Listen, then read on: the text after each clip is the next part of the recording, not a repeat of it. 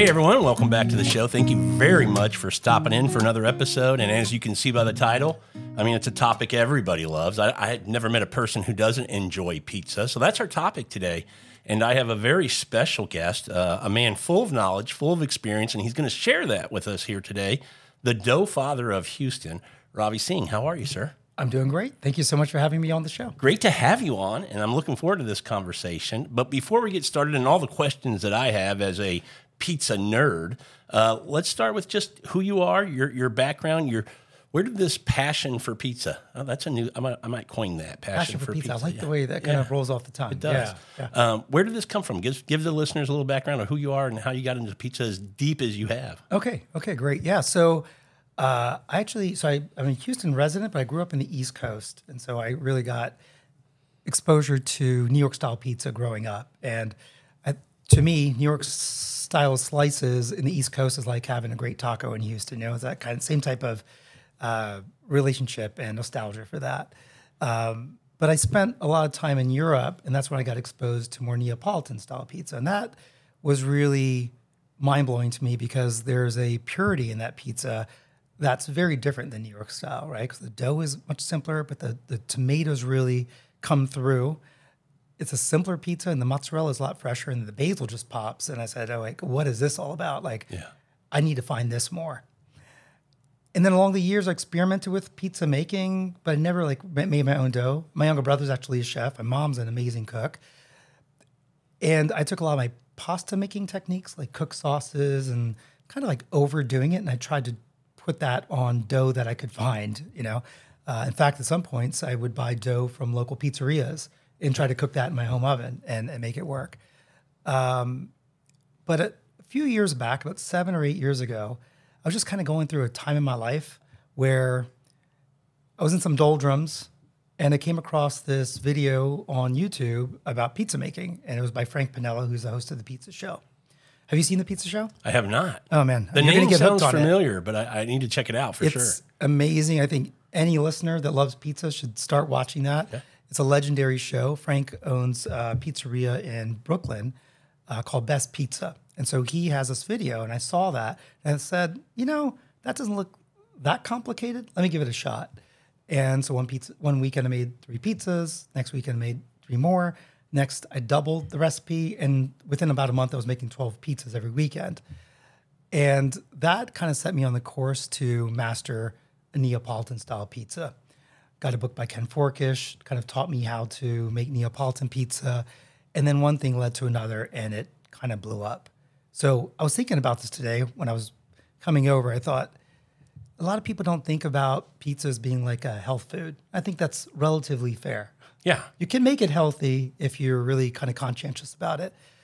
But at that time, it was like a heart food. It was a food that I needed for my heart.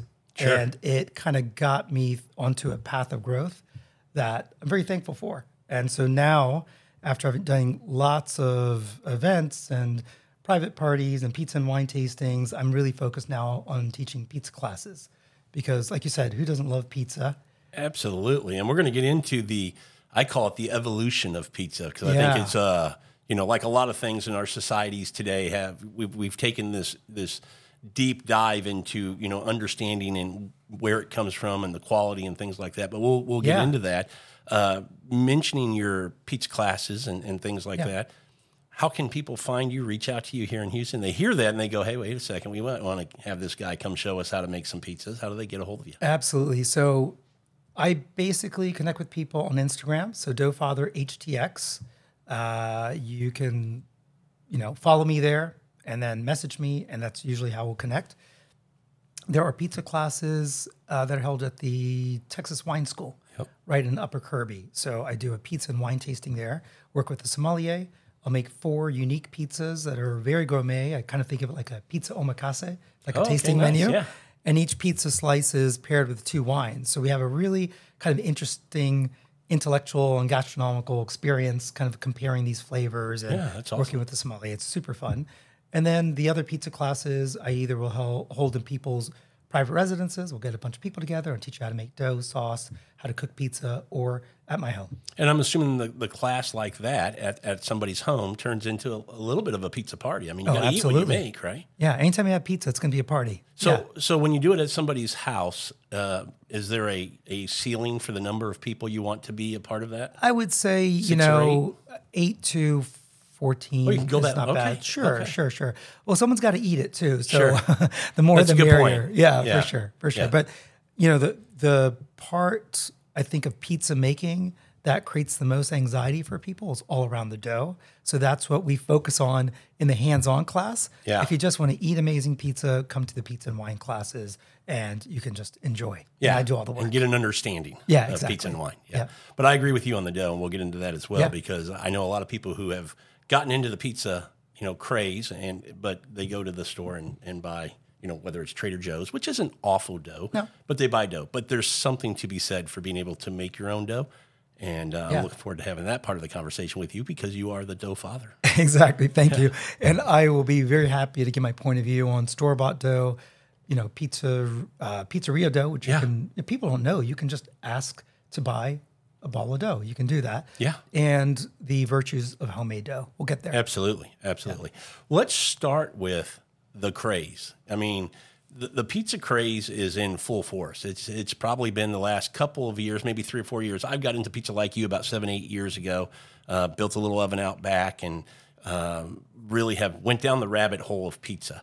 Not as good as you, but I'm still, fingers crossed I'll get there at some point. I must interrupt you because I tried your dough today. I made a margarita pizza earlier with it, and it's fantastic. So I said that on air. I appreciate that. I'm off to a good start then. It's very good. But the craze, I mean, what have you seen? Because I have my thoughts on kind of how it was it was on this trajectory of just slowly going up and getting more popular. And I feel like all of a sudden in the last year and a half, 2 years I'll just throw it out there, Uni and Gosney have gotten into the market of home pizza making, and it just peaked. I mean, it's still on an upward trend if you ask me. I don't think it's leveled out. What's your take on the pizza craze? Well, when you think back to that story I told you about a Neapolitan margarita pizza, that's very hard to pull off in the home oven.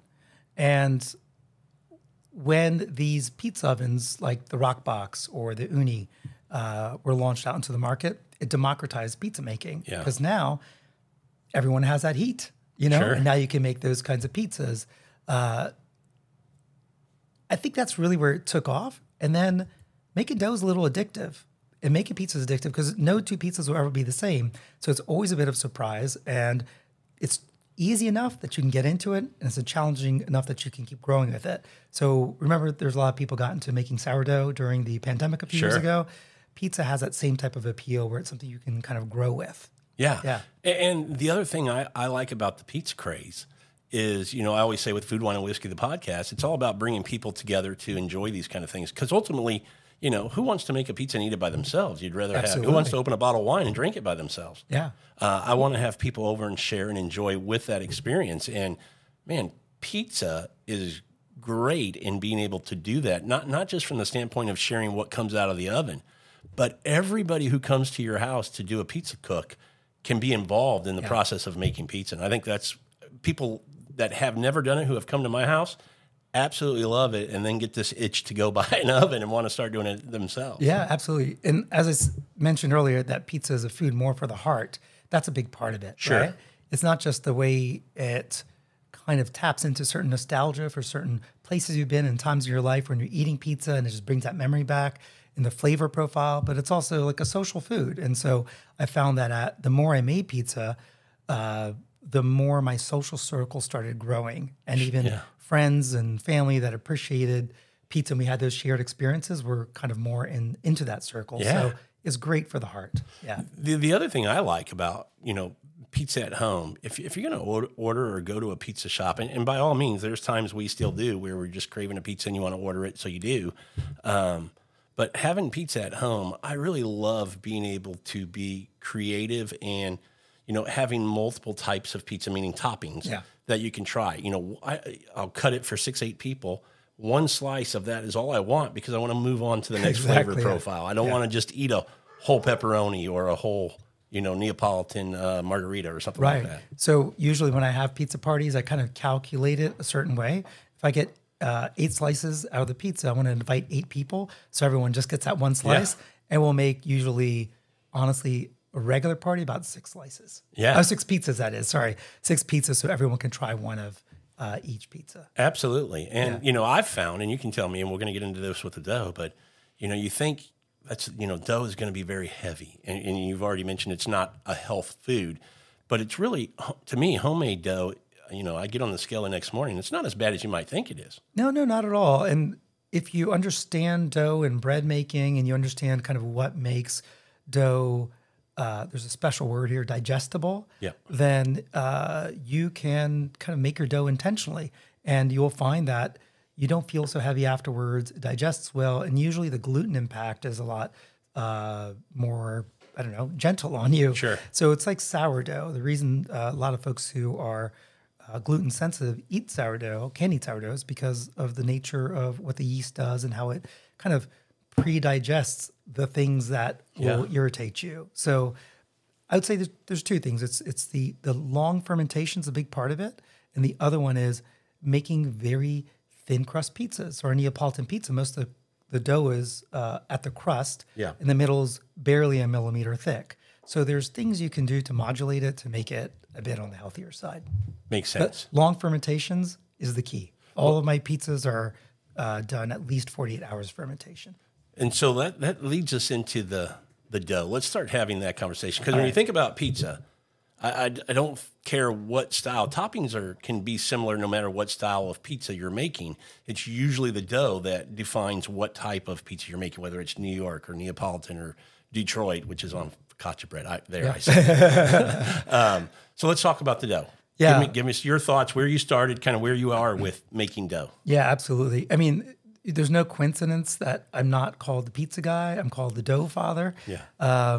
When you think about sushi, you usually think about fish, but really sushi starts with rice. If you don't get that rice correct, the right temperature, flavor, the right consistency, you don't have good sushi. True with pasta as well. Pasta that's overcooked is just a limp noodle. Yeah. It's got to be al dente. It's got to hold the sauce, which is considered a condiment. It's not actually all about the sauce. And so pizza is exactly the same way, where you've got to focus on the dough, and literally anything you put on top of good dough is going to create a very gratifying experience. Yeah. I always say it's like, making a burger. It's all about the bun. You're not all about, but it's a very important part. A sandwich, very important what kind of bread.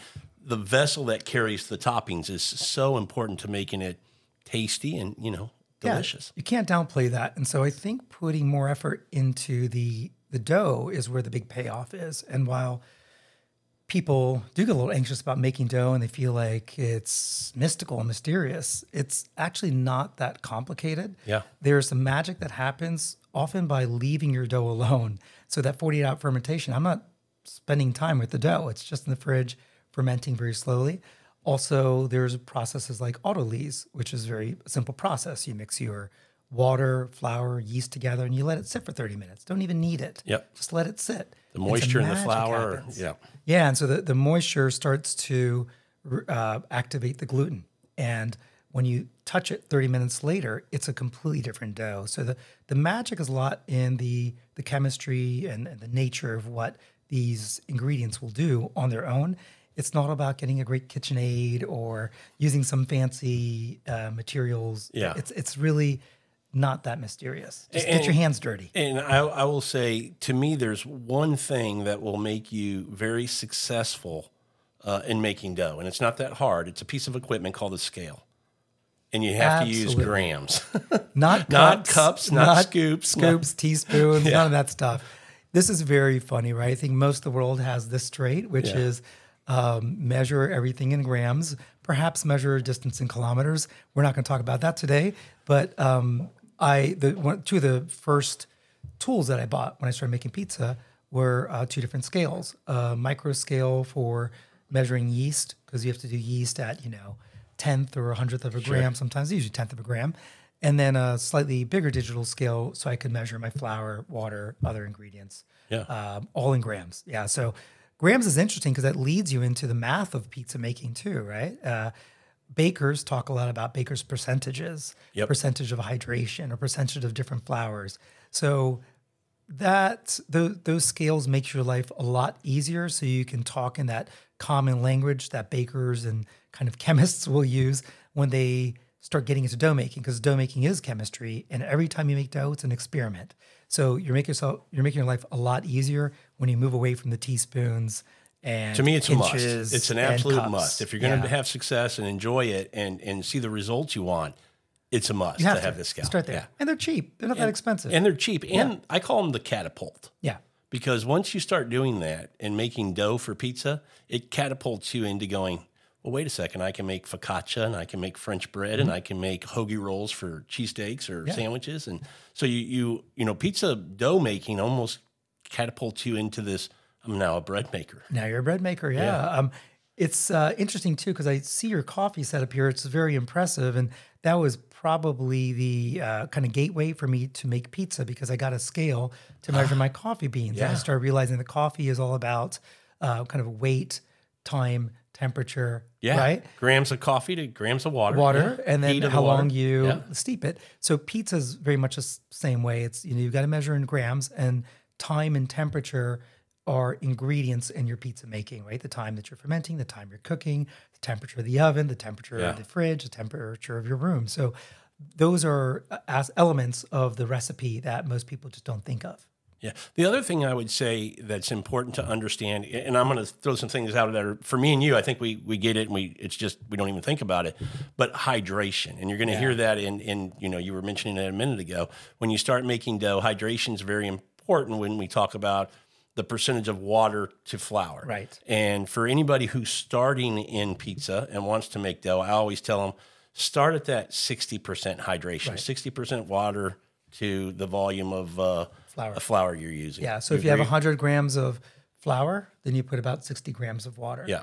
I will kind of give my point of view on this, and this really came from Ken Forkish's book, Elements of Pizza, which was geared towards the home chef that would cook in their conventional oven. Conventional ovens hit about 550 degrees, which is at least 200 degrees lower than what a pizza oven will get you, right? So with a conventional oven, it's going to take a lot longer to cook, so you want a wetter dough. So closer to 70% hydration, cooking at 550 degrees for 7 minutes. So everyone, that is your kind of your ratio. That's a great point, though. That's a very good point. And when you're cooking in a pizza oven, because it can get up to 900 degrees very easily, you want to have lower hydration, closer to 60%, and it will cook in about 2 minutes. Yeah, because, you know, just to heat. try to simplify that, what you're talking about is the amount of water in that dough. So if you have more hydration, it's cooking longer at 550 in the home oven. It takes longer to, so to speak, steam out the dough. The water. Yeah, exactly. And in the high heat, it cooks fast, so you don't want that much water because you want it to cook and crisp up exactly quick. Yeah, and what's very interesting is for more advanced Neapolitan-style pizza makers, you can play with that hydration and the heat to get different styles of Neapolitan pizza. So if you want a more traditional Neapolitan pizza, you do about 60% hydration, which is a relatively dry dough. Yeah. And you cook it around 800 degrees, and you're going to get not too puffy of a pizza. It's going to cook in about 2 minutes or so, right? If you increase that to 70%, a very wet dough, and you put it in a slightly hotter oven, you're going to get that really puffy Canotto-style Neapolitan pizza, and which is going to be floppier, not as crispy, but it's going to have a nice airier quality and a bit chewier. So this is fun, you know? I've made thousands of pizzas. It is. I made thousands of pizzas, and I've kind of played with these different kind of angles. Yeah, absolutely. The other thing I would say about making dough is be patient, because you're gonna have some struggles, and you're gonna watch a YouTube video. And by the way, I would say watch some YouTube videos. It's a great resource. If you're here in Houston, call the Doughfather, call Ravi. But if you're not, you know, YouTube. These pizza chefs do a great job in walking you through it, and they make it look easy. They do. And when you start, you know, making dough balls and forming dough balls, and then when we talk about a higher hydration, handling a wetter dough, there's some techniques and there's some ways to do it. It might get frustrating that you're not having the success you want. Be patient. Yeah. I can imagine my phone ringing off the hook, as we used to say, with people who are interested in taking classes. But YouTube is where I learned a lot of my techniques, you know, and there's thousands of hours of great content out there for that. I will say that one of the things that I've seen people struggle with the most when they're in my classes and handling dough is that dough is very sticky and they don't know what to do about that. It's all over their fingers and stuff. Usually you scrape that dough off your fingers, press it into the dough ball, cover it, and just let it sit for 15 minutes. And with that water absorption, it will be much easier to handle. Then later, when you're making dough balls, it's all around kind of getting surface tension in your dough ball. If you keep rolling your dough balls around, you never create surface tension, kind of like a balloon filling up with air, then it's never going to really hold its shape. Right. You know?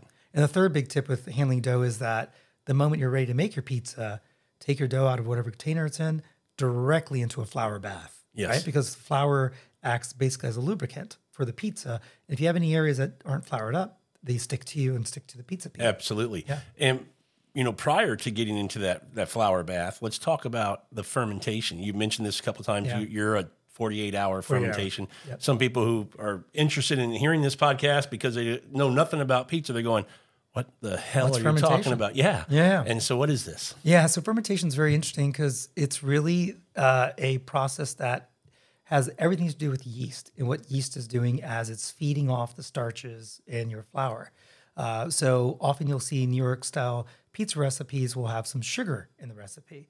And that's really got two reasons. One is that it helps the pizza brown in your conventional oven, but it also helps feed the yeast. Yep. So yeast needs sugars. There's a lot of sugars already present in flour. So yeast is mostly feeding off of that. So the outcome of this yeast feeding off of this is that it needs to digest it and do something with it. So as Frank Pinello said, it's kind of like farting. It's creating gas, and that gas starts to increase and creates the bubbles in your pizza. So if you create pizza dough in a clear plastic container and you look at the underside of it as it's growing and you see the volume getting bigger on the top side, if you look underneath, you'll see a bunch of bubbles growing there. And that's a sign that your yeast is doing its work and that the fermentation process has started. So longer fermentations require less yeast. But if you want to make dough that's going to be ready in 2 hours, you're going to put a lot of yeast. What's your thoughts on that? I would generally avoid any pizza dough that hasn't fermented 8 hours because it's going to sit a bit like Play-Doh in your stomach. Yeah. And Play-Doh is not very digestible, as maybe some children might tell you. So you really want the yeast to do its work to improve the digestibility of your dough. A lot of people think in my 2-hour pizza class, 3-hour pizza class, that we make the dough and we cook it. We don't. I do what we do on what they do on TV, right? Yeah. That trick of having some pre-made 48-hour dough. We pull that in after we've made our dough in class, and we swap it out so that we cook the long fermented dough. Sure. And then they can take that home. They take all the stuff home. Yeah. And they leave that in the fridge to ferment. That's the way to do it. You can also, there's also maybe a little bit of a conversation about cold fermentation versus room temperature fermentation, ambient temperature fermentation. In Naples, typically they'll make the dough in the morning and have it ferment all day long as dough balls, just in the warm atmosphere of a pizzeria. Okay. And it really will ferment quite well to be a digestible pizza. Yeah. And there's absolutely nothing wrong with that. It's the traditional way of doing it. If you do a longer cold fermentation, what the cold does is suppresses the yeast from, being too active. Yeah. Yeah. And what will happen if you do that is you're going to have this crazy bubbly dough and you won't really be able to work with it. So the cold fermentation just slows it down, but the yeast is still working. And it's important to consider, what happens if you over ferment a dough, or if you let 48 hours is good. Well, then 96 hours must be better, right? Yeah. And that's really not how flour works. So flour has a peak point in terms of its strength. And typically it's around 24 hours, but 48 hours improves the digestibility more. So that window is still pretty strong flour, so it doesn't tear or become unmanageable when you're stretching the pizza. Okay. Yeah. And you and I have talked. You've found that for your dough, could be slightly different for other folks, but for you, 48 hours is your sweet spot. It is absolutely sweet spot. So, for example, if I'm going to cook pizza for a pizza party on a Saturday, I make my dough on a Thursday. Yeah. And it's simple as that. And the dough making process takes about 2 hours, including all the time I'm waiting. It's not like an active 2 hours. And then at the end of the 2 hours, I'll make dough balls put it in the fridge, and then just wait for 2 days. Yeah. So it takes a little pre-planning. When I first started, I would make dough in the morning to cook in the evening. I got used to then doing the dough a day in advance, and now for me, it's like clockwork doing it 2 days. Thursday is my day. That's your pizza day, Yeah, or dough day. Pizza dough day. That's it's dough day, yeah. I'm going to drop 2 words that we won't get into too far. It'll just trigger the listeners to go do a little homework if they don't know about this. But Polish and Biga, two other, call it fermenting processes that help the dough. Yeah, exactly. So I don't really want to admit on a recording like this that I have never done sourdough. Yeah. The reason I've never done sourdough is that I do other pre-fermentation techniques like Biga and Polish kind of when I'm in the mood to do it. And what they give you is slightly different quality in the dough, primarily in the nose of the dough, the aroma of the dough. So a Biga or a Polish is a pre-fermentation you do.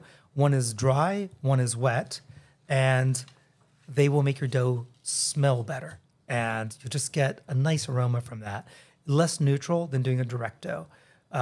So the Biga, you can imagine it, the Polish, you can imagine as being a wet, bubbly soup, almost like a batter that's full of bubbles. And the Biga is more like shaggy dough. So the process is interesting. I think it's very cool. It'll give you 12 to 24 hours extra fermentation, which makes the final dough much more digestible. Absolutely. And as I mentioned earlier, we kind of say Biga goes up, so you're going to have a more structured, sturdy dough that will tend to puff up more, and Polish goes out, which will be a bit more flexible, but very digestible. So I would say if you're going to get into pizza making, these are 2 things to at least try. Yeah, do it once or twice. And that's the whole point of all of this is, I mean, there's just so many ways you can go with doughs and different recipes for doughs for all kinds of styles of pizza. Go explore. Go have a good time. I love doing that. Yeah, I would definitely start simple, and then when you kind of want to branch out a little, then do your Biga and Polish. Maybe you'll do sourdough one day. You could even do things like putting 10% rye or 5% rye, or switch different types of flours, do 50-50 flours, All those things are out there, and the experiments never end. Yeah, and we're not going to go down all of them. I mean, that could be a show itself, just all the different types of flours and doughs you can make. But there are all kinds of doughs. Flours. What I would say is use a quality flour. I think that makes a difference. All-purpose is fine, but I think you would agree one thing that you want is on the package to tell you kind of the proteins that you have. And then I think, would leaven be your low for 11%? I'd say anywhere between 11 and 13%. Yes. I had 12% in my mind. And King Arthur's a great one. King Arthur's exactly the one that came to mind. So King Arthur bread flour is my go-to. It's 12.7. 12.7. If you can get an organic King Arthur bread flour, it's going to be the best stuff you can use. Yeah. Short of getting an Italian double O flour. Yeah. Okay. Talking about not getting started, keeping it simple.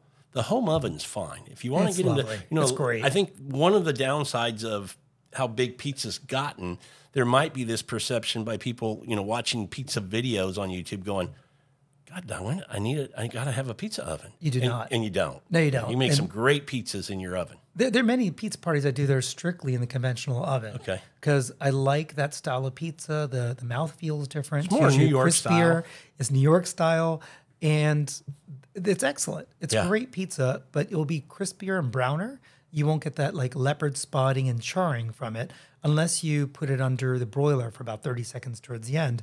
But there's so many different pizza styles out there. So I think you just respect the style you're making at that moment and make that pizza your own. The number one power trick that I give everyone about making pizza in your conventional home oven, if you're going to use like a pizza peel and drop it onto a pizza stone, is don't use a pizza stone. Use a baking steel. Yes. The baking steel will radiate 30 to 50 degrees more heat than a pizza stone. It'll make a crispier pizza with a nice browned bottom. Yeah, absolutely. I totally agree with that. Yeah. I know pizza steels can be kind of hard to find. Yep. I've never even checked on Amazon. Amazon. Yeah, I got a couple off of there. Okay. I also have a friend who actually gave me an alloy that he had, and he cut it for me and put it in my oven. And nice. I've been using that for years. And usually they're rectangle, right? Yeah, rectangular typically. So you have a size that you like, 14 by 16? I would say 14 because it gives you a slightly bigger target. Yeah. In case you have issues getting it right onto right onto your. So that does bring up you need to have a peel, a pizza peel. Pizza peel. And maybe 2. Maybe a wooden one for launching, a metal one for getting it out of the oven? I think that's a really good approach. There is a composite peel. I think it's called an Epicurean peel that I use for my home oven, and that is good for both launching and pulling out. It's very thin. It washes very well, so it's not like wood where you maybe don't want to get it so wet. And it doesn't have all the kind of problematic qualities of metal. Yeah. There's a lot of people who are very proud of their metal peels because they come with their ovens, and the pros use metal, but most pros actually use wood. Yeah. It's easier, it's more forgiving, and why make it harder than it has to be? I think about, New York or up in Connecticut, New Haven, when you see those big pizzerias at Cole. I mean, they have a pizza peel that's probably 30 feet long. Oh, yeah, the long ones, yeah. Actually, the Roman and they're style. wood. Yeah, the Roman style Taglio pizzas are a few feet long. Are they? And they make these very long pizzas at the top afterwards, after they bring it out of the oven. So it's just basically a long bread. Yeah. Okay.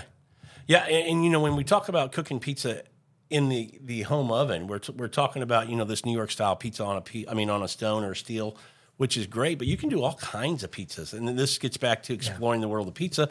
You can do I love Boston bar pie. I don't know if you've ever had Boston. I do. Okay, Yeah, Boston bar pie. You can do Detroit, buy those pans, and you can buy specific pans. It doesn't have The Lloyd's pans are the best. Lloyd's are the best for sure. That's sure. what I use for Boston bar pie too. Right. What's nice about Lloyd's, it's special because I made the mistake of not buying a Lloyd's pan. I just bought basically like a cake pan. Oh yeah. And the issue with the cake pan was it didn't radiate that heat. On the side.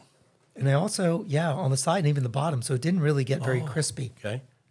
The other thing that I heard, and I'm not a scientist, so don't quote me on this, is that Lloyd's pans. But did you stay in a Holiday Inn Express last night? Maybe.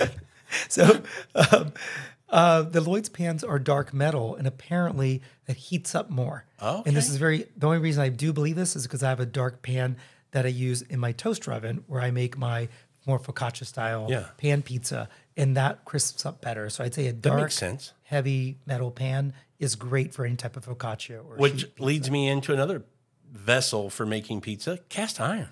It's brilliant. If you have, a lot of people have one of those, and there's your pizza pan. You can make great pizza, and it doesn't have to be a focaccia style big. You can make a thinner crust in there as well. Absolutely. Yeah. So the way cast iron works is interesting. Is instead of having a hot pizza steel or baking steel or hot pizza stone in your oven, you basically put your cast iron on the burner. Preheat it. And you preheat it. And it's steel also. It's a metal as well.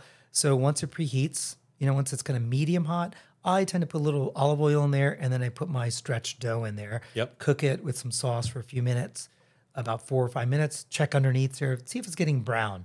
And then I put some cheese toppings, and then I put it into my home oven, which should be preheated, and cook it for the last 3 or 4 minutes. And it makes a very crispy pizza. Very crispy. And if, to your point, when you pull it out, if it's not still crispy to where you want it, then again, put it back on the burner. Right back on the burner. You're not cooking the top. You're just cooking the bottom, and it's great. Personally, I'd say I would go with cast iron and conventional oven before I bought a pizza oven. Yeah. Because, sometimes you buy a pizza oven, you just raise the bar too high. Yeah. If you don't have success right in the beginning, you get demoralized. That's a good point. I am a pizza teacher, and I like to keep people's morale up.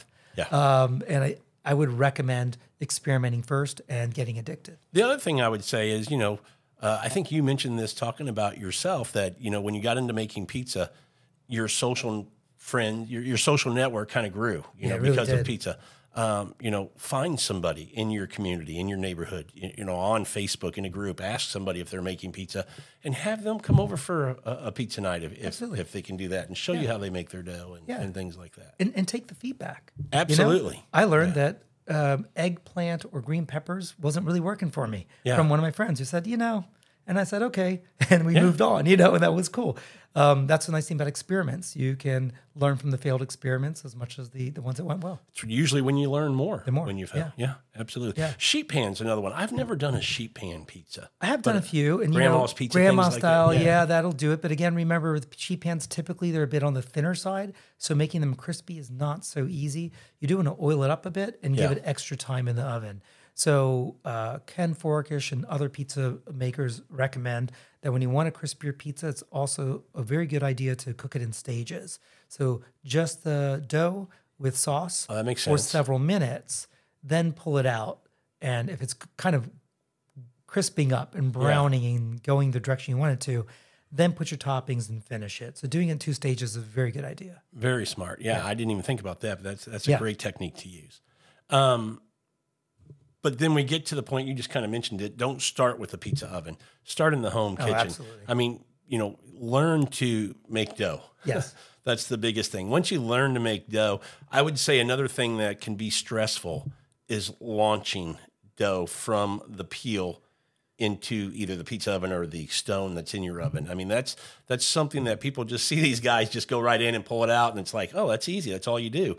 It can be, there's a technique to it. There is. So I do have 2 pizza peels that are identical. And so sometimes when I teach people how to launch a pizza, I show them how to launch it from one peel onto the other in practice, and you can kind of go back and forth, And so that's kind of a nice way to develop the technique.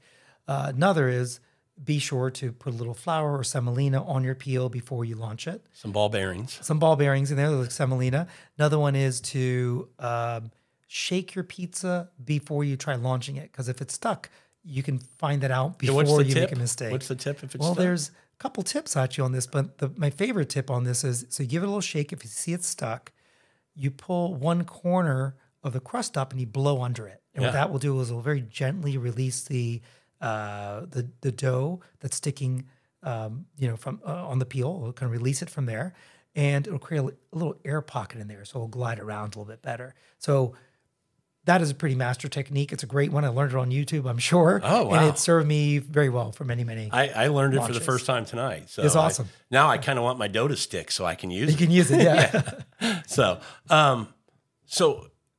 absolutely, you don't have to have a pizza oven, but there's something to be said for having a pizza oven. Once you get to that point where, you're, would I say a pizza chef? You're officially a pizza chef when you got the, I don't want to say you've arrived when you get a pizza oven. You can be inside and still be a great pizza chef. Sure. But there's just something to being able to cook outside in a pizza oven. There is. I mean, certainly having a pizza oven in your backyard signals that you really love pizza. It doesn't mean you're a great pizza chef necessarily. Yeah. But you're about to find that out about me tonight. Oh, I can't wait to have you. Well, your dough is amazing. So I'm very excited to see the rest. I'm sure your technique is great. But the thing with, having the oven is it allows you to do different things. So if you want to make a true margarita, Neapolitan style margarita, you have to get over 550 degrees because the pizza. And not just a little over. No, about like 800 degrees is kind of a good sweet spot. A lot of people go, 1,000 degrees. No, you're overdoing it now, you know? So 1,000 degrees is very heroic, but it's actually not the sweet spot. I think in Naples, usually it's somewhere between 750 to 850. 900 is definitely the ceiling. And what you're going to start to find happen there is you're going to go beyond leopard spotting. You're going to start burning your pizza. Yeah. And a little bitterness is good, but an ashy pizza is not so good. Sure. Under 700, you're going to get a crispy pizza, but probably not that leopard spotting and that nice charring. And the bottom of the pizza. And the bottom of pizza also will not cook the way you want it to cook, right? So you want the bottom to have a degree of structure to it and crispiness. And then you can determine, if you want to be a true purist about Neapolitan pizza, you do not want crispy pizza. You want a floppy pizza. Yeah. Because it's cooked in about 90 seconds. And it's all about puffing it up and having a very elastic, soft dough. If you want to be more towards a New York style crispy pizza, just bring that temperature down a bit. But the big point I would make is that heat and that intensity will bring out certain qualities in your ingredients and your toppings you will never get otherwise. For example, you asked me about sausage. Should we pre-cook our Italian sausage or put it on raw? I always put my Italian sausage on raw, but I mix it with some honey. Oh. I learned this from Tony Gemignani, again, on YouTube. So it caramelizes and gives it a casing around it with this texture? It's really nice. It caramelizes it. You get little kind of burnt, crisp edges there a bit, and it actually helps kind of heat up the sausage to cook faster. But then the sausage releases some oils, and that goes directly onto the pizza. So ideal to do it that way. Yeah. And you can do that again in a home oven, but you can be guaranteed that heat in the pizza oven is going to bring that quality out. Yeah. I'd never heard, obviously just pinching and putting the dollops of Italian sausage, but mixing this with honey honey thing, that's honey is brilliant. Again, loving that I get to learn all this. This is awesome. Well, let's talk pizzas then. Let's talk making the pizza. You can be as creative as you want, but are there any no-nos for you? Are there, let me bring up one that's, worldwide, very controversial, right? I can't imagine what you're going to ask. I would bet you could guess what the topping is. Pineapple, Yeah, perhaps? I think that's probably the one That's would the one. be That's number the one on the list of controversial toppings. Well, for many years, I've been, very much against pineapple because I think it's bad for my brand to say it's okay. Yeah. But the reality is this. If you can make it taste good or if it makes you happy, then anything goes on a pizza. I had a pizza class recently where one of my students, who was just so enthusiastic about making pizza, brought pickles. And we made a white pizza with pickles on it. And it was like a kosher dill pickle. And did it work? I didn't know how I felt about it, but it popped. It was pretty cool. And I've done some really strange toppings on my pizzas too. And so I think if we can go far out there, like I put pomegranate seeds on my pizzas. Yeah. I put them on afterwards, not before cooking. I do lump crab meat with Old Bay seasoning on it. Yeah. I do okra on pizzas. I'll do lots of things. I'll put flower petals on pizzas. So why can't pineapple also live in that environment? I would just say, tone it down a little. Make pineapple integrate with your other flavors. Yes. My mother came over last week for pizza. Actually, my brothers came over, my whole family, and I made 6 or 7 pizzas. I had pineapple there because my mom loves pineapple. So I made her pineapple, jalapeno, pepperoni. I'm not too proud to make my mom happy. Absolutely. Yeah. And I have this across the board in food, wine, whiskey, everything. Whiskey, you get a lot of people who go, you can't put ice in a nice glass of whiskey. Hey, drink it how you want. Yeah. Same with wine, drink what you like. I might not drink that wine, but if you're enjoying it, that's all that matters. And I say the same thing about pizza. You can make pizza however you want. I might not make it that way. Yeah. I might not want that topping, but if you're happy, make it that way. And I only say that to let listeners know, don't worry about being judged. You eat what you want to eat. Look, I can't act like I'm not a pizza elitist. I am, but I'm also very democratic and I want everyone to be in the pizza tribe. And so, there's love for all toppings and love for all styles. People know me famously for saying that Chicago deep dish is not pizza. I may still say that, but if you love it, then enjoy it and call it pizza. Yeah, I mean, on that note, I'll call it pizza. I just don't want it very often because, getting back to enjoying this, spread of different flavors, boy, Chicago's going to fill you up pretty quick. Yeah, one slice. Yeah. One slice. Talking about, what I would say too about pizza is your palate's going to change. I think when you get into pizza, you've been ordering from wherever, you've been getting whatever they're, they have this list of, I forget what they call them at a lot of places, gourmet pizzas or whatever they might call it. And it has cashews and pineapple and whatever on it. And once you start getting into pizza and you're making things, your palate's going to change. You're going to start to appreciate, one, the dough way more. Yeah. 2, what we haven't talked about, the sauce way more and how that plays a part in making a great pizza. But your toppings are going to change too. Absolutely. I find that a lot of people that have come to my house for a while eating pizzas that used to love Supreme now don't want 42 toppings on their pizza. Yeah. 2 or 3 is my max for absolutely. Pizza. What's very interesting is that people ask me all the time, and I'm happy to talk about it. They ask me all the time about what are the best pizzerias here locally in Houston. Also in other cities. I'm kind of the pizza hotline for a lot of my friends. They're, hey, Ravi, I'm in New York. Where should I go to eat? Or Chicago or Portland. And so I am the hotline. I will give them an answer. I'll tell them where to go. But the honest truth, and I know this is going to sound a little like kind of woo-woo, but the best pizza is the one you have yet to make. That's yours. Yeah. And I think it's kind of like I have been hearing a lot about Rick Rubin lately, and he talks a lot about the creative process, and he says kind of get weird and be yourself. Yeah. And the more you do that, you're going to find an audience that loves you and is passionate about what you do. But you got to start with you being your own audience and experimenting and creating your own pizza. Your dough may be completely different than mine, but I might try it and be like, wow, I never expected this. So I would say get a little weird and get personal. I 100% agree. And I think to your point, it's very satisfying. And it's satisfying when you share that with folks and you see, to your point of, what could be your reaction to it, where you go, man, this is fantastic. And it's the same thing, I always say a lot of times, some of the greatest recipes were accidents, right? Yeah, absolutely. It's like we were making something and, oh, crap, that spilled. Well, just let it go. And then people are like, that's fantastic, whatever it might be. So to your point of being, weird and creative, just if it strikes you to throw it on there and see how it comes out. Today, you guys tried pizza with hot honey, right? Pepperoni hot honey. Yeah, and it'll be a staple now. Absolutely. Yeah.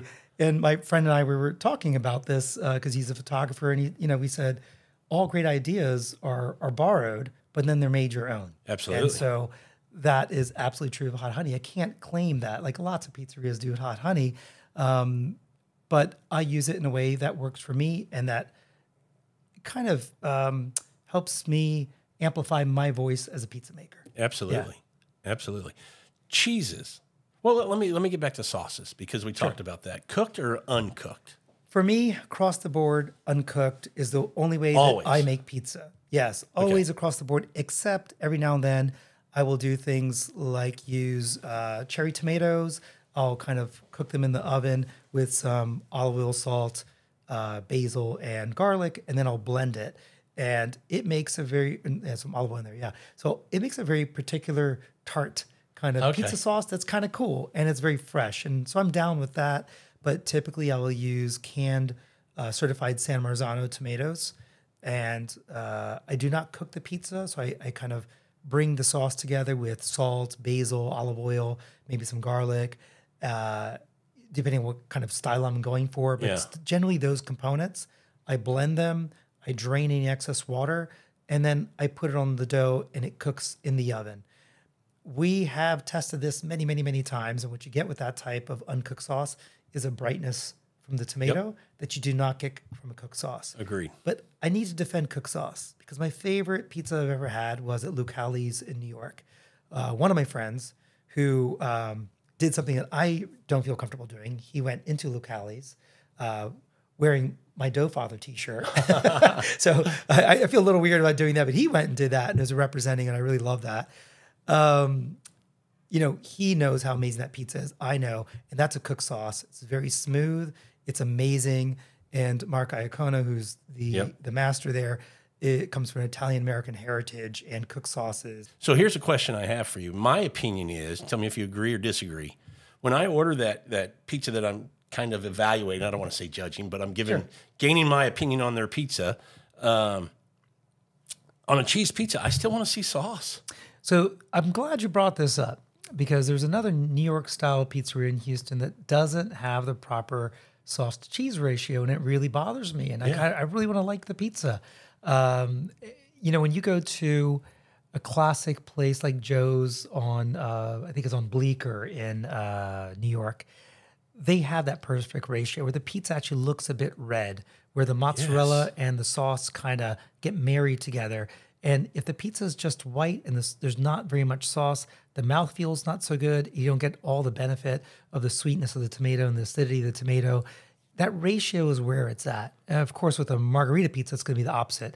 Dollops of cheese, much more sauce. So this ratio is very, very important. Very important. I think sometimes on that cheese, that New York style cheese, too much cheese, you take a bite and, most of the cheese just pulls off with it. And it's like, that's terrible. I mean, you might like ketchup on your hot dog, but you don't want it smothered in ketchup, right? It's all about the ratio. Yeah, it's all about the ratio. Balance. Yeah. Exactly right. Well, we've talked a little bit about cheese. Let's get into cheeses, because obviously, when people think pizza, they go mozzarella. Yeah, mozzarella. But again, talking about how creative you can be, there are some great cheeses that can create some just awesome pizzas when you put these things together. Look, you said mozzarella, and I thought about 6 or 7 types of mozzarella. Yeah. Oh, that's a good that's point. the thing, right? So when I hear mozzarella, I go, what kind?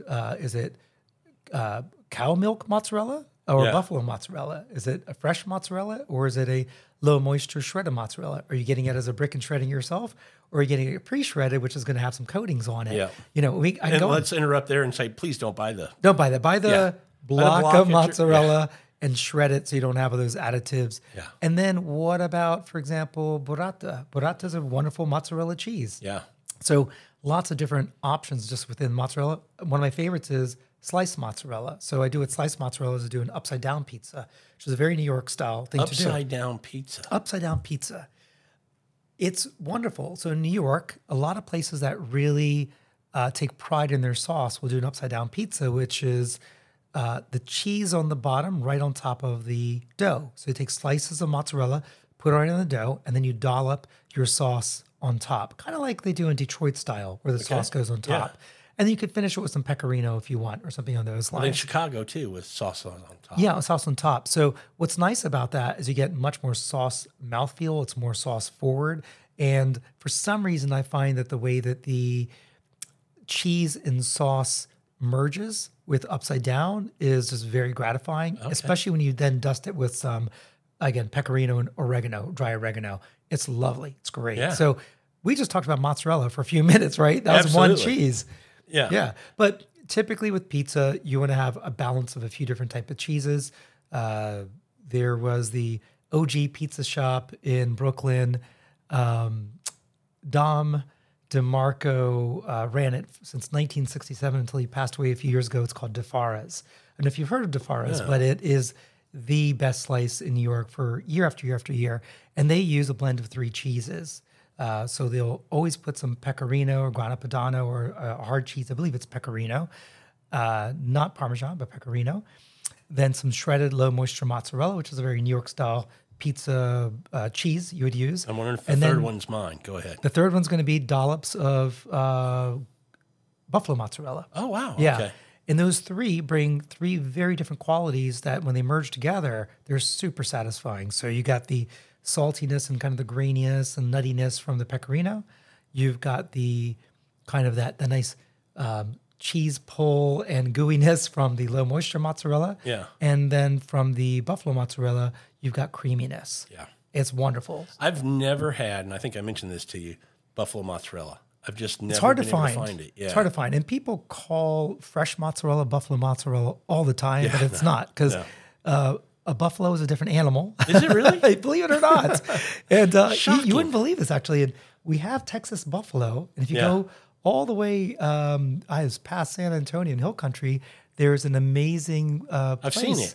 Yeah. Do you remember the name I of it? don't. We drive by it because we go that way a lot. I've got to look it up. Country. I went there. I had some of their buffalo milk ice cream. It was amazing. Yeah. But having local buffalo in Texas is amazing because that means you could have fresh local buffalo mozzarella.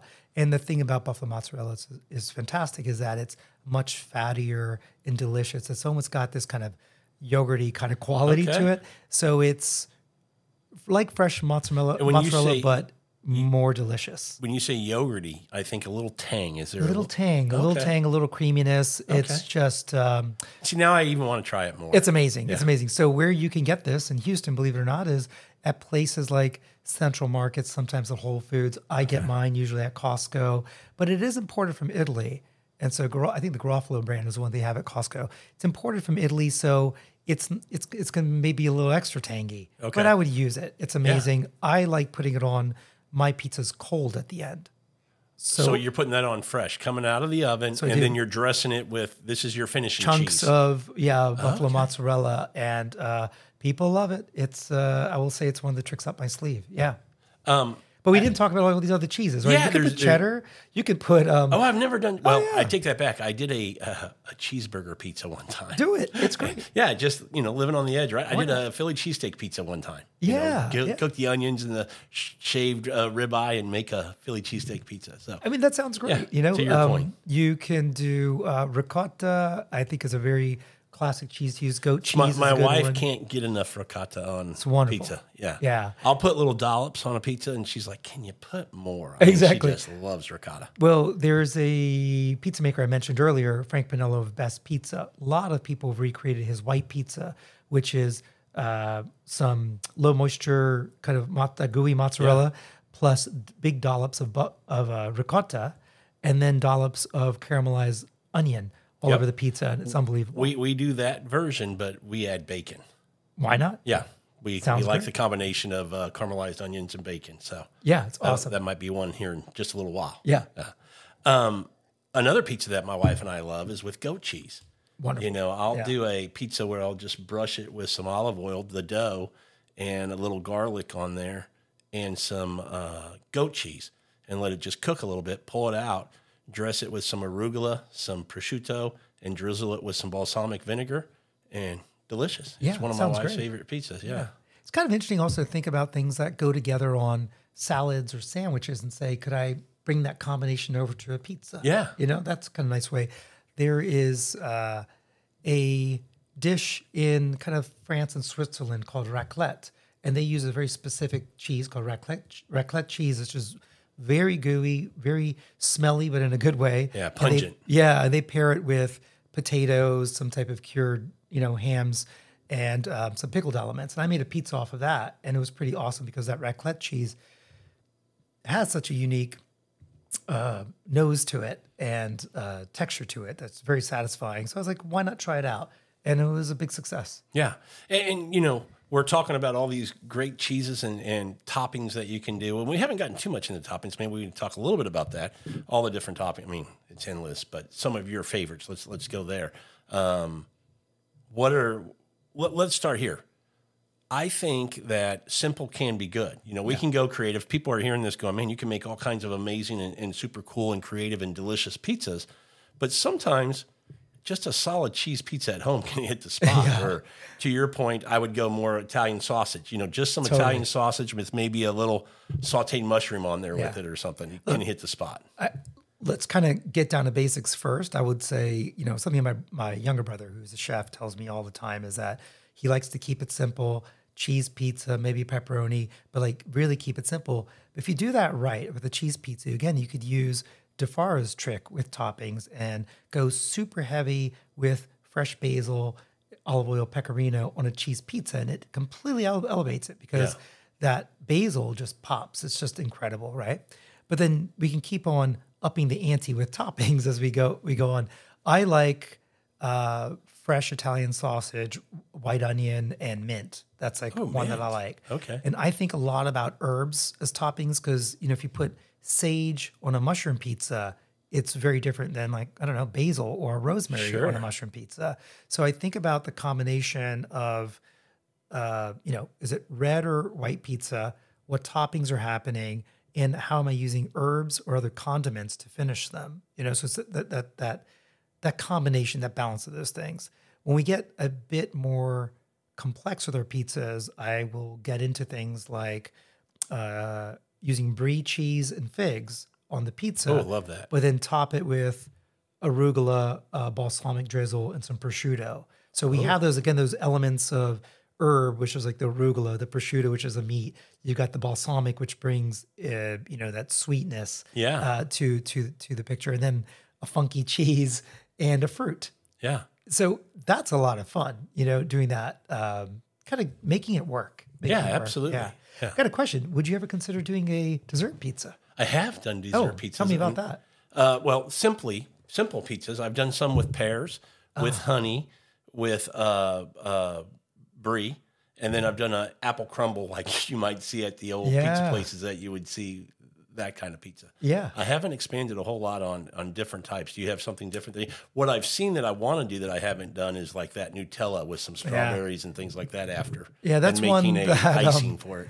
Yeah, that's one that I do a lot. That's a crowd pleaser, not just because I just put a bunch of Nutella on there, because that's easy. Yeah. And look, my background is as an artist, so I like to treat my pizza like art, and I want to find that balance and also have it. This is what Mark Iacono Lucalio said, the pizza should first be delicious to the eyes, right? And we eat first with our eyes. With our eyes, right? Yeah. And so my Nutella pizza, actually I cook it without any toppings, and you have to kind of poke holes in the dough so it doesn't puff up in the middle, right? Like a balloon. So you do that, you pull it out, and then while it's very hot, you slather Nutella all over it, and then cover it with mini marshmallows. Not the big ones, the mini ones. Oh, and then you put it back in. Then you put it back in. You see where I'm going with this, right? Yeah. And you put it back in, but you got to really keep an eye on it because it will burn very quickly. Yeah. So you just want to brown it, caramelize it, rotate it a couple times, bring it back out. That's interesting. And we're not done because then I usually have a bunch of cold sliced strawberries ready, and I cover the entire marshmallow surface with the strawberries. I might hit it with a touch of salt, and then some mint leaves, and then I cut it. Now, the reason the strawberries is there is not just because it tastes delicious in this flavor profile, especially with that mint and Nutella and all these Sure. things going on. Hazelnut, yeah. But if you try to put a pizza cutter through marshmallows, it doesn't end It's well. just going to stick and run away. Yeah. So the mushrooms kind of cauterizes the gooey marshmallow, and it allows you to cut through it. So this is one of my pizzas for anyone who's ever attended one of my pizza and wine classes that they would be familiar with. I've done this a lot of parties as well, because when you have all these savory pizzas, you need something to turn the other way to kind of cleanse your palate. And so one way is to go with a dessert pizza that's very sweet and kind of freshens your palate up. Yeah. Another way is to go. I'm thinking your herbs. A lot of the herbs are palate cleansers. They're cleansers, but I made a pizza recently at a pizza class, a dough making and pizza making class, where we didn't put any cheese at all. So it's kind of a marinara pizza. Okay. And so that's a red sauce, usually some sliced garlic. Maybe you could make it more like a puttanesca, where you add some capers and red pepper and olives. But there's no creaminess from the cheese, and that acts as a palate cleanser because it's a very acidic. Yeah, and even kind of briny type of pizza. You could put some of olives anchovies and things like that. Artichokes. Yeah, so anytime I ask people, like, do you like anchovies? Expect them to always say no, and I'm surprised how many people do like anchovies. Anchovies on a marinara pizza is the way to go. Yeah. It's much better than anchovy on a cheese pizza, I would say. Okay. Yeah. Okay. Yeah. I like anchovies. Yeah. But try it on a red pizza. I need to do that. It's pretty amazing. I'm trying to think. I don't think I've ever made or had a red pizza. Oh, you'll love it. Yeah, we might make one today. Huh? What do you think? Yeah. Shame on me. Should have been doing that. Things and getting started. If we're going to start the pizza journey. Yeah. Things that you would, and we hit on these kind of a lot as we went through, but let's just put some bullet points out, just kind of remind them as they're listening to this. Yeah. These are some of the things that you want to. For sure. So first is, let's assume you don't know anything. You need to get some knowledge somewhere. The best places to get knowledge on pizza making are absolutely YouTube. There's certain books I will recommend, like The Elements of Pizza by Ken Forkish, Pizza Camp by Joe Badia. He's an amazing pizza maker in Philadelphia who I met a few years ago. My first book was The Pizza Bible. The Pizza Bible, Tony Gemignani, right? Yeah. And you could even put Mark Vetri's pizza. I can't remember the name of the book, but Mark Vetri also has an amazing book on pizza as well. So get a good book. I personally started with Ken Forkish and really kind of graduated and bridged the gap with Joe Badia's Pizza Camp. So you got YouTube, you got the Pizza Show, you got like people like Vito Jacopelli. Oh yeah, yeah, great guy, and these books. The next thing is, let's say you get a pizza oven like a Rockbox or Uni. There are Facebook groups there, and they're very, very active, and so you can ask lots of questions there. I've been doing that for years and contributing as well. So those are kind of. I didn't even think about that. Oh, they're fantastic. Online communities are great. Yeah. I've joined some online communities, but they've been pizza driven, not oven or vessel, cooking method kind of driven. Yeah. Yeah. So that's a lot of those out there. Yeah. And then, maybe the last resource I might recommend is, beyond like taking pizza classes, because frankly, I don't know which pizza classes out there are good. I know what I do in my classes. Yeah. So I don't want to send anyone to a pizza class as if they will get good knowledge from that. But I get inspiration, maybe not information, but inspiration from Instagram. I've learned a lot about toppings and different styles and presentation, just looking at stuff. Yeah, that makes sense. So I follow a lot of really cool people on Instagram, like Lupa Cotta. There's Ines Glazer. She's an amazing, amazing chef in Los Angeles. Some of my friends like Chef Salim Ghaffari, who's based in Australia, and my other friend Ali, who's got this amazing New York style pizzeria in Australia as well. So I watch their. It's called Sunnyside Slice, and I just watch the Instagrams to get inspiration all the time. I could give you a long list of those guys, but the real question was, how do you really get started, right? What are the tools you need, all that. Yeah. So again, simple pizza is going to be flour, water, yeast, salt, period, right? Your dough in terms of making the dough. So start with making dough. I just can't, reinforce how important doing that right from the beginning is, because that's the thing that people have the most fear about. So just get out of the way, mess up a few times. don't go depending on Whole Foods or some other Trader Joe's or the pizzeria down the street to provide your dough, because you might be doing everything right and that dough you got was kind of wrong. Well, and one thing I want to throw out on the dough is make a batch. Make a batch. You're going to get 3 to 6 dough balls out of it. Exactly that, 3 to 6, because when you go to launch, you might have a boo-boo there too, and then you just go, oh, well, and you clean it up and you make the next pizza. Extra dough you can freeze. Yeah, and you can freeze if you don't use it. Yeah. So I'd say just kind of start making some dough. Where I would compromise, honestly, would be using a jarred spaghetti sauce, or any kind of a jarred I'm rolling my eyes, Rob. I know. For the pizza maker, the new guy or woman who is already stressed out about dough and now is getting distracted with sauce, I would say focus on your dough. Maybe use a canned sauce like a Rouse homemade. I'll use that in a pinch, just as a bridge, and then use shredded mozzarella because the fancy mozzarella is more expensive. And so use that to kind of just get the started. The process down. And then start investing more into your tools and invest more into your toppings and invest in your friends and feed your friends. Absolutely. And get that feedback. And to your point earlier, tell them to be honest. Get the good feedback, because we all know you can't get better at something if you don't know what you're not doing right. Yeah, look, pizza is love, feedback is love, and taking that feedback with love is good. And it works for everybody, because you become a better pizza maker and they get to eat better pizza. That's exactly right. Let's just lean into this and all kind of develop together. Yeah, absolutely. We mentioned it early on, but have a few pieces of equipment that you need to have to get started. Pizza steel and a pizza peel.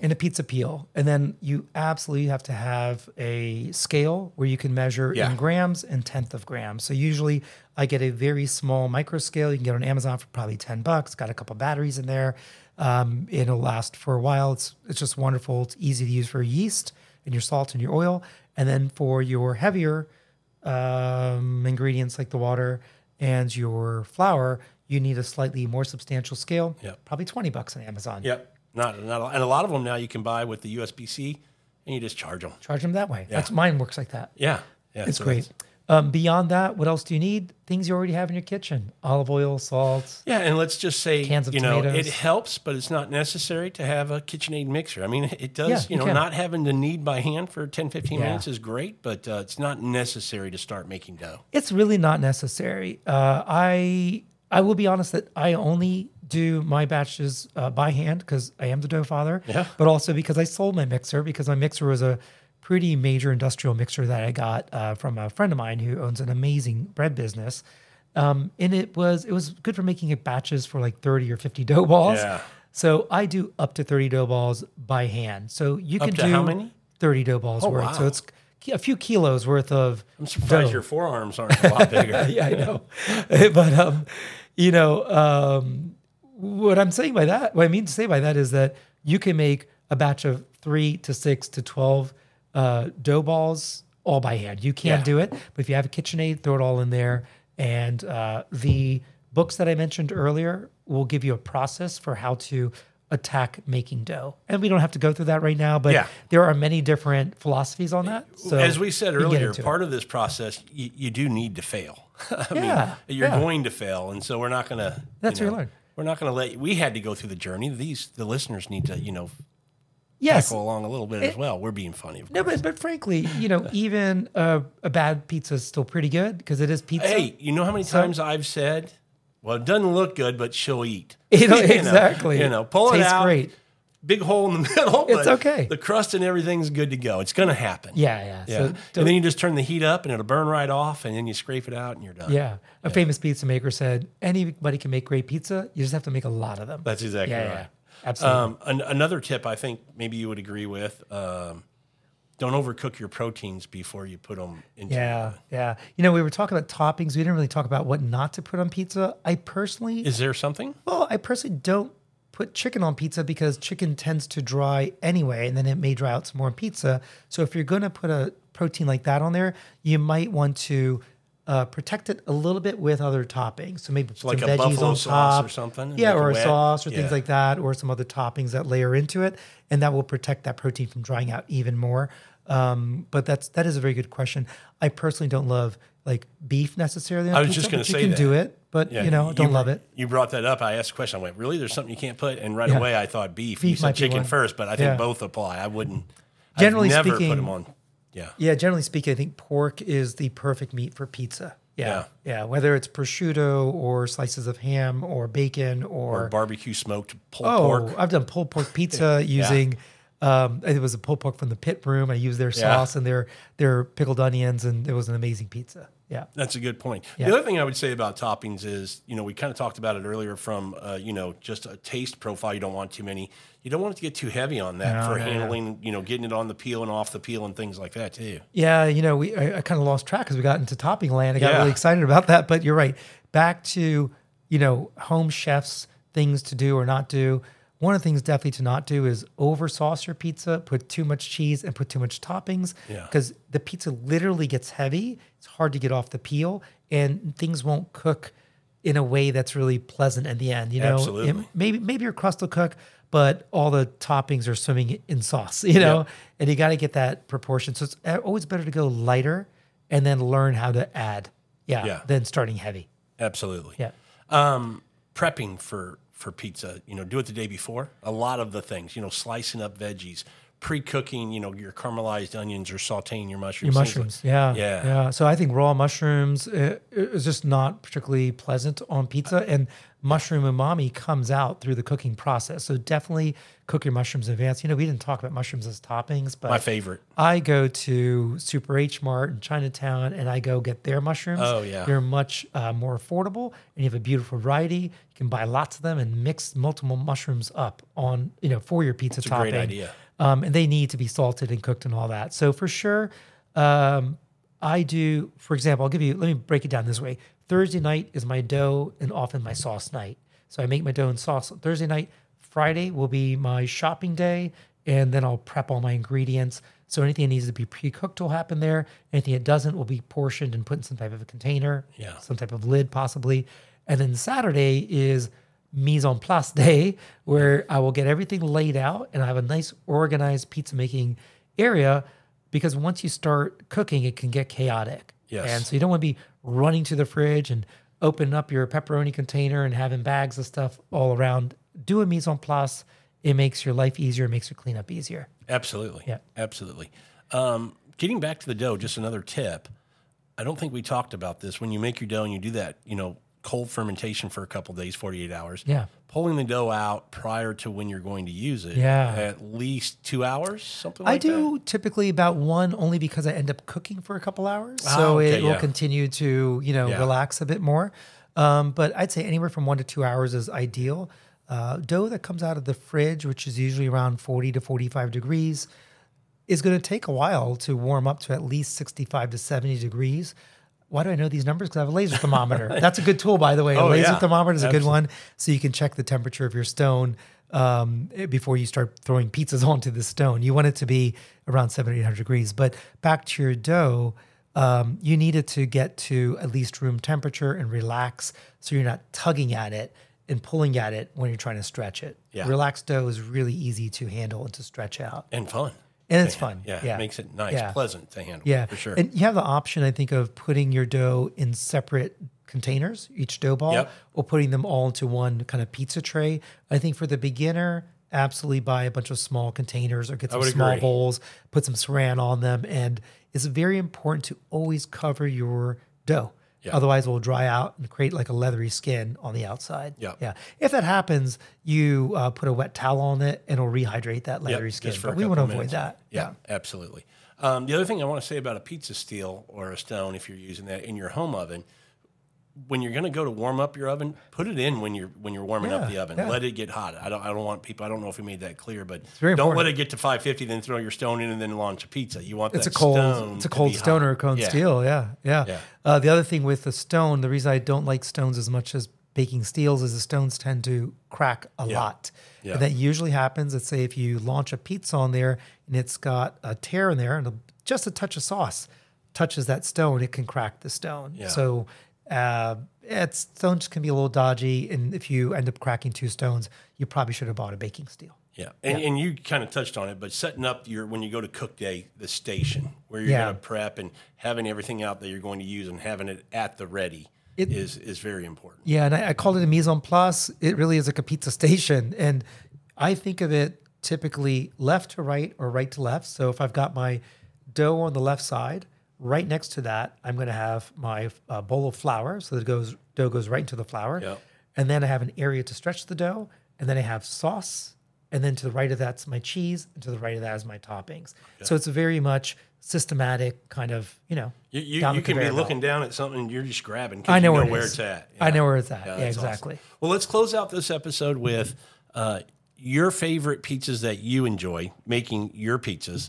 And then what's the favorites from the people who you cook for? What is the most requested one? Yeah. Yeah. So I mentioned earlier, my favorites again are a pure Neapolitan style pizza or a New York style cheese pizza with extra basil and some microplaned pecorino on top. Yeah. I like that very powdery pecorino, maybe a touch of olive oil. I think that's it's the supreme simplicity and minimalism in pizza. And if people don't know, when we talk about pecorino, it's a sheep's cheese. So it's not, cow or anything like that. It's a different, if you've never had it, it's a little bit different, but it's cool. It's very good. I used to call it Romano cheese, but it's actually pecorino cheese, Pecorino Romano, right, from Rome. Yeah. So I think that is absolutely my favorite, but I have a lot of favorites, but my next one would be the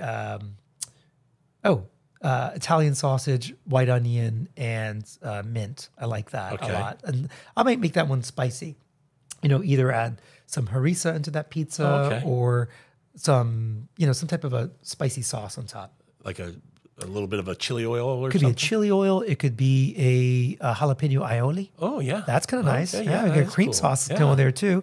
Lots of good things like that, or just some crushed red pepper. I usually have like those little Pekin peppers, and I crush them by hand on top of that. So a spicy sausage and onion pizza, I think, is a beautiful thing. You mentioned one that you make. It's a mushroom pizza that has a little lemon mixed into it. Yeah, let's talk about this one. Okay, so it will always be on my menu. It will be at every single pizza and wine tasting I do, and it's the most popular pizza I make. I don't know how I invented it. It's very much my pizza. And I know I got inspiration from different pizzas along the way, but it's essentially a white pizza with a lot of pecorino and 2 types of mozzarella. Sometimes I've gone as far as putting Munster cheese, sliced Munster, or a British cheddar. I'll play with the cheeses a bit, but a nice good white base that has some funkiness and some saltiness to it. Then sauteed mushrooms. So I use shimeji mushrooms, oyster mushrooms, king trumpet, and maitake, something on those lines. Yeah. I might mix it up, or maybe beach mushrooms. It's just a mix of different mushrooms. And those are pre-sauteed with garlic, rosemary, olive oil, and salt. So basically, white pizza, you put that amazing mix of mushrooms on top, and when it comes out, I hit it with 2 things, actually. So I hit it with truffle oil and microplaned lemon zest. Oh, wow. It's unbelievable. So I've got the most feedback on that one. I recommend people trying it out. I'm hoping we get to try it tonight. Yeah. So looking forward to that. Well, this has been great, Robbie. Really appreciate you coming on. Been a great conversation. I'm hoping maybe in the future we'll maybe go down some specific rabbit holes of pizza and have some more conversations on the podcast about pizza. Love the topic. Love to cook pizza. And to me, anytime we can kind of have a conversation and inspire and encourage and motivate other people to get into the pizza game, man, I think they should. It's just a wonderful thing to do at your home with family and friends. And by the way, you're eating some great, delicious food along the way. Yeah. Pizza is magic. I really recommend people kind of discovering how to be a pizza musician. It's not so complicated. It's so rewarding. Make it your own. And I really appreciate you inviting me here to talk about my story. I will say it was a story of kind of rejuvenation through cooking, friends, giving to others, and I'm just happy to share it. Yeah, and tell them one more time. I know we said at the beginning. Let's finish. Where can they find you? IG, Instagram, Instagram, most popular. What's the handle there? Yeah, it's Doughfather HTX for Houston. Very proud to be making pizza in the city. Also proud to see all these great pizzerias popping up. If you're interested also in my favorite pizzerias in Houston, I do have it in my link list at the top. Check that out. That's a great resource. Yeah, it's good. And who knows, maybe you and I will go around and check out some more and give a little feedback or something. That would be cool. That'd be fun. All right. Well, thanks everybody for listening to this episode of Food, Wine, and Whiskey. And until our next episode, enjoy your next pour.